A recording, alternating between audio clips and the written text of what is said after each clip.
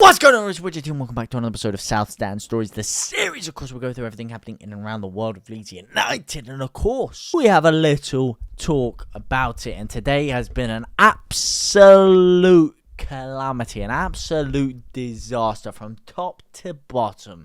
Honestly, how can you go? Yeah, and this isn't just out of nowhere. I was saying the exact same thing 3 days ago when we got the 4-0 against Ipswich. How can you go and batter Ipswich, top 2 Ipswich, 4-0. They could barely had a sniff of the game, barely had a shot on target, got absolutely ran through like a vindaloo on a hot summer's night. You go and do that to them, and then you go up against a side like Preston. Real bang average side, severe lack of quality in the side, and you go and get turned over 2-1. You go and do some of the most stupid things I've ever seen these players do on a football pitch, some of them, especially Melier, and you go and turn over a 2-1 defeat to Preston. I'm sorry, it's not good enough. If we keep up with this kind of form, there's not a snowball's chance in hell we're going to get automatic promotion. And I'm going to call a spade a spade. Listen, I thought we could have. I thought today was looking positive. Today, we win. We beat Preston. Should be a pretty gimme game. You know, we should be able to dismantle Preston, especially given what we did to Ipswich on the weekend. Then we've just gone and beaten Ipswich 4-0. We've beaten Preston, 7 points out of our last 9. Ipswich lose to Leicester today. They go down to what? 4 points ahead of us. We're looking good. Everything's looking great. And then, not only do we start the game off slow, we start it off poor. It was flat from the get-go. We barely created anything. We had a couple of chances. One came from a beautiful ball by Jed Spence out to Dan James. Dan James cuts it back. Perot can't get to the ball. One of them. The ball's played through to Jed Spence this time. Lovely cutback from him. I didn't know he could use his left foot. He's so right-footed. I never thought I'd see him use his left foot. But it's a beautiful cutback to the edge of the 18-yard box, and Perot just completely whiffs the ball again. And then there was another opportunity in that game where Rutter, what a amazing run he did from about the halfway line. He took on 3-4 players. Ended up taking it down the byline, just about keeping it on the pitch, and then cuts over to his right foot, crosses it to DJ.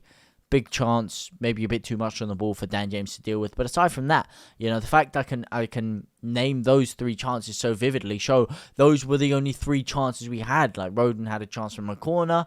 That was about it. We didn't really create anything. We looked flat from the get-go. We looked really placid. And then you turn around against a Preston side who, again, don't have a lot of quality, didn't look amazing themselves. And, you know, we probably weren't in too much danger. It looked like we were going to drab out to, what, a boring 0-0. Maybe we could steal something at the end. And then, what goes and happens? Your goalkeeper, Melier, decides to do one of the most stupid, honestly, I don't know what goes through people's heads sometimes. One of the most stupid things you could do on a football pitch. Okay, Melier is basically getting rattled by this other defender, this attacker, for Preston. So he gets the ball, he makes the save, it's a good save or whatever. For some reason, he's got the ball in his hand.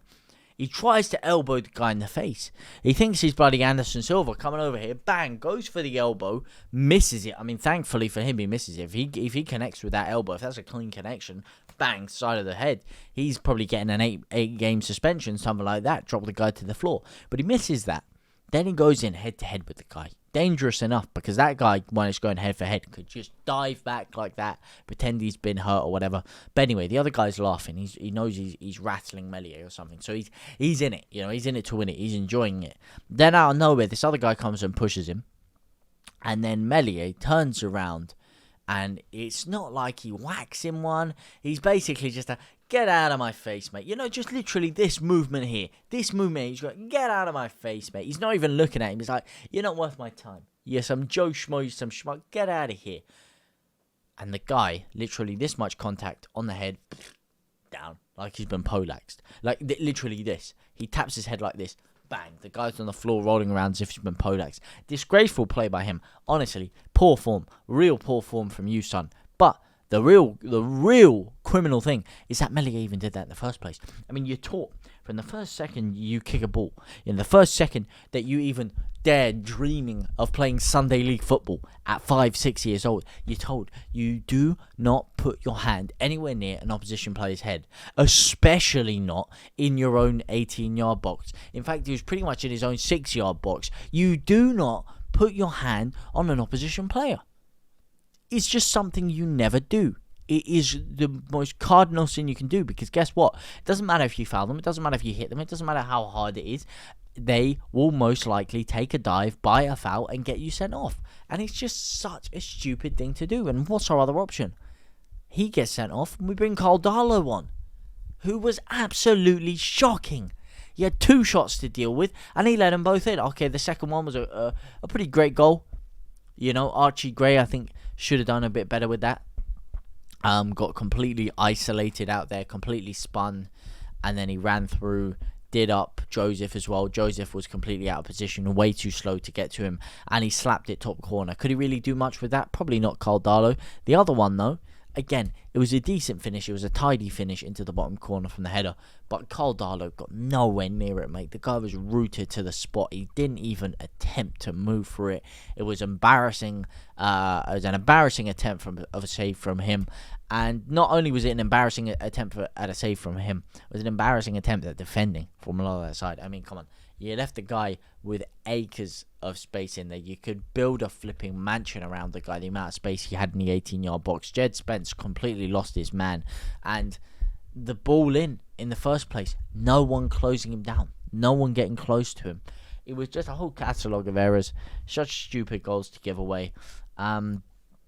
And that's what completely twisted the game, because before that red card, Preston didn't look like they were doing anything. Yeah, I can sit here and say Leeds looked flat the whole time. They didn't really look like they were going to create much. They didn't really look dangerous. They didn't look threatening.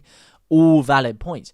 But still, another valid point is also that Preston weren't going to do anything until we got that red card, until we went down to 10 men. Furthermore, Somerville was down in the first half with an injury. He managed to play on till about the 65th minute. He seemed alright. He didn't seem like he was carrying too much, but you never know with these kind of things. It could be a little innocuous one. It could be one where he gets back to the changing room now and there's still a little niggle and they go and scan it and he's out for 4 or 5 months. You know, these things can happen. Hopefully it doesn't, but these things can likely happen.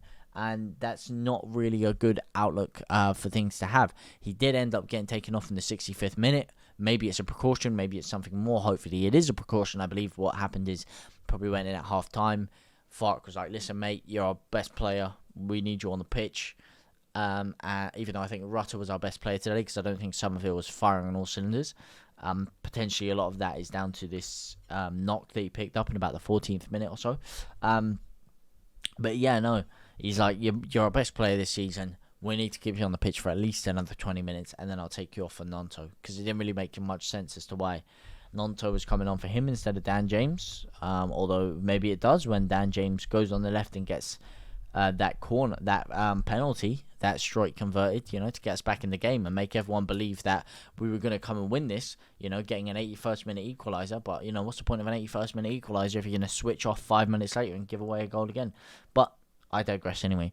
That, I hope, doesn't turn into anything severe, because if it does, if we go into this week, yeah, with an opportunity of going 4 points behind the top 2, and we leave this day, yeah, this Boxing Day, going 10 points behind the top 2, going into 4th place, with Southampton potentially winning or drawing and going above us, and then after that, having our best player, top goal scorer, out.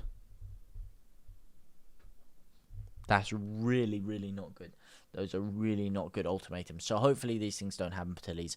But let me know what you guys think anyway. What did you guys make of the match? Did you think Fark got it right? Did you think the team selection was good? And do you think Melier was solely to blame? Or do you think there were other players that were equally as much of a culprit? What do you think of Archie Gray out at right back? Do you think he does the business there? Do you think he was at fault for the goal we conceded? Let me know what you guys think about all of these things down in the comment section down below. For now, guys, I will see you very, very soon. Allez, my brothers and sisters.